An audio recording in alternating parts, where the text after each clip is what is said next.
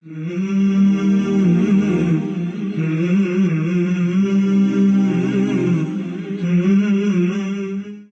words cause most relationships to break. What do you do to the raw meat or vegetables that you buy from your local supermarket? Do you consume it directly, or do you prepare it first by cleaning it and using various sauces, dressings, or spices to suit your taste? A vast majority of relationships can be saved by focusing on communication. There's a lot of advice out there on how to communicate positively and assertively. But when it comes to listening or receiving comments or feedback from a bad communicator who we care about, just like how you would prepare food according to your taste, you have to intercept their words and then massage them to suit your taste. It is the massaged and edited version of the comments that you would then feed your heart. Doing this will help you to be in a much better and calmer state to handle the feedback and coach others on how to communicate more effectively. Tune into this week's episode where we will share techniques on how to add an interception, massaging, topping, or sweetening layer between your ears and heart. We will also share tips on how to give better feedback and then conclude with one common misconception around faith and divine decree. You're not a good mother. You never wanted to marry me. You love your wife more than us. Why don't you live with your parents? Why don't you live with your friends? You can never learn. You're never home. You never help me. You don't know how to communicate. You never cook for me. You never help out with kids and so on. These are some of the common complaints that we hear during relationship coaching. Before going into how the person saying these words could have acted more responsibly and how they could have acted and used the words for their own benefit, let's take a look at what the receiver can do. Firstly, realize that many times what people say is not just. It is dependent on their emotions, stress level, personal upbringing, influence from Satan, and so on. Just like how you would prepare food items by cleaning them, dressing them, and feeding your body after you have dressed and topped them, you can intercept and prepare the words before letting them hit your heart and play with your emotions. It takes effort and conditioning, but it is possible and much more important than preparing your food. Whenever processing a feedback, consider if you can fit in the following phrases somewhere in the feedback. I feel like. It feels like. Did you mean to say? Would you explain why you did that or say that? It made me feel. Right? So the idea is, let's say if somebody is saying, you're not a good mother, change that to the following. When you do something like that, it makes me feel you're not a good mother.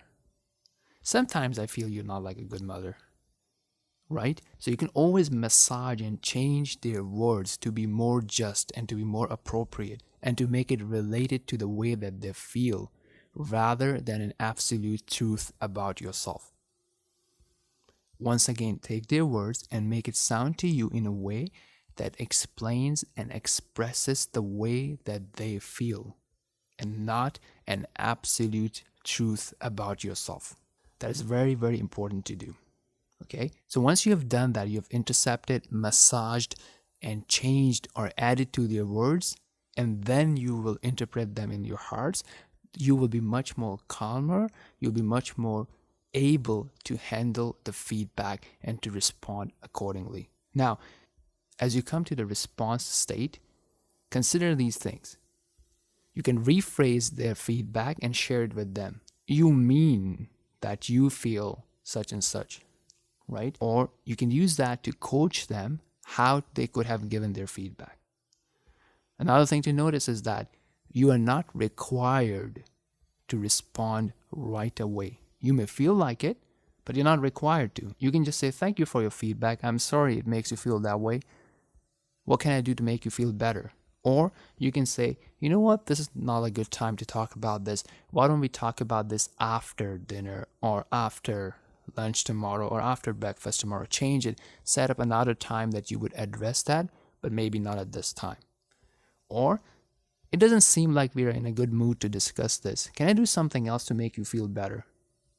And when you're ready to discuss that, you can ask them to clarify, hey, what makes you feel this way? What can I do better to make you feel better? Right? So for example, if it's an issue of the husband saying, I don't feel respected, you don't respect me, ask him, what are the 3 top things that make you feel disrespected? And he may say that, hey, you know what, you don't agree with me, or you argue with me. Then you can go into an example or understand how he would like you to express your disagreement. How would he like you to be assertive about your choices? And so on and so forth. Now, we're not saying that to remain in a toxic relationship and always change the way that people talk to you. That's not the topic of this episode. We're talking about how, if you want to help the other person change, if you want to influence them, if you want to have a positive relationship, how can you contribute being a smart listener? Now, on the other hand, look at how the creator, right? So when we talk about the creation, they can be unjust, they can use inappropriate words. But look at how Allah, the creator, and his messenger teach us. When they're talking about the wrongdoers, the hypocrites, the people who are ungrateful, the people who run away from the mercy of Allah and so on, they are actually describing their beliefs, their false hopes, and their evil and unjust actions. Right? So realize how we are hurt by people's comments and feedback and their perception and their feelings about us. Do we really care that much or more about how Allah think about us, or how Allah see us, or how we stand in front of Allah, or how we stand in front of the angels of Allah subhanahu wa ta'ala? Right? We can take a look at that by looking at our choice of words, our actions, our belief, how grateful we are, how patient we are, how obedient, how submissive, how reliant are we upon Allah. And that is much, much more important than worrying about how people feel about us. Right? So think about this, if we would do something or we would post something on social media and then we would get a humbling response from our family or co-workers or business partners or clients, how would we feel? But what do we think about the response of Allah from our actions? How does Allah sees our actions, our words, and so on? Let's really be concerned that how are we concerned about the Creator versus how we are concerned about the creation. Okay, now going back to the person who is speaking, the person who is giving the feedback. Look, regarding the choice of words, Allah subhanahu wa ta'ala, the one who has created us, the one who is completely knowledgeable about us and our emotions, look what he says in his book, the Quran. وَقُلْ لِعِبَادِي يَقُولُوا الَّتِي هِيَ أَحْسَنُ إِنَّ الشَّيْطَانَ يَنزَغُ بَيْنَهُمْ إِنَّ الشَّيْطَانَ كَانَ لِلْإِنسَانِ عَدُوًّا مُبِينًا. And tell my servants to say which is best. Indeed, Satan induces dissension among them. Indeed, Satan is ever to mankind a clear enemy. Right? So Allah subhanahu wa ta'ala is telling us, advising us, ordering us here to be careful about the choice of words. Right? Because Satan is going to take that as an opportunity and direct us or incite us to misinterpret the words. So when we are communicating our feelings to another person, remember these points. You always want to give them a positive identity. If you associate a negative identity such as you are a dishonest person, you are a liar, and so on and so forth, there's nothing to influence, right? So if you associate that they have positive attribute, they have a positive identity, if you say that I know you're a person of integrity, I know you're a person of honor, I know you love me, and I know you would do your best to help me understand and not hurt me. Can you explain what do you mean by saying this? Or can you explain this and that? Or do you know when you are always late, or when you're late, I feel I'm not important enough? Can you explain? Can you help me understand why you are late? Right? I've been noticing that for the last few times whenever we had to do this, you were always late. Can we change the time of this activity? Can I set up a reminder for you on your phone, and so on and so forth? Right? That is totally different than you saying that, you know what? I don't think you love me. I don't think you care about me. You're always late.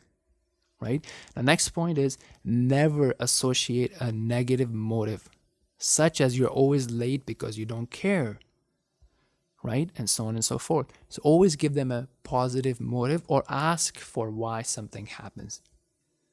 So if you give them a positive identity and a positive motive, then they would help themselves accountable to good qualities such as fulfilling their promises, such as being kind and so on and so forth. And if they're not doing that, that means there is some sort of a misunderstanding, and misunderstandings can be clarified. Now, for the last part of our episode, as we always do, we focus on spiritual mastery. We focus on strengthening our relationship with the Creator, the Lord. So now we have been talking about the power of dua in the past few episodes, which is to ask Allah for our needs, our wants, guidance, facilitation, empowerment, and so on and so forth. There's a common misconception from some people, and that comes from lack of understanding or lack of knowledge, that they are not seeing dua, which is a means for getting our goals, right? But it's a very unique type of mean because it is metaphysical, right? So there are physical means. So if you're thirsty, you're going to go and have a drink of water. That is a physical mean to quench your thirst, right? Likewise, if you're hungry and you need nutrition, you would go and eat food. That's a physical mean, right? The dua, it's a metaphysical mean. It's a spiritual mean, if you will. So they would say that, hey, what's the point of making dua if everything has been decreed? So just like things are decreed with their causes, with the asbab, with the means, right? So if you eat, then it's decreed for you that your hunger will be removed and that you will be provided nutrition. Likewise, other things can be associated and decreed with the mean of dua, with the cause of dua. So if you bring the causes, if you bring the means, the results would follow.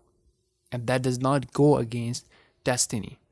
So the point being that a smart person would realize that just like there are physical means, Allah has put in metaphysical means. From the metaphysical means, there is the concept and the act of asking Allah. There is the concept and the act of doing righteous deeds, doing deeds that are beloved to Allah, and so on and so forth.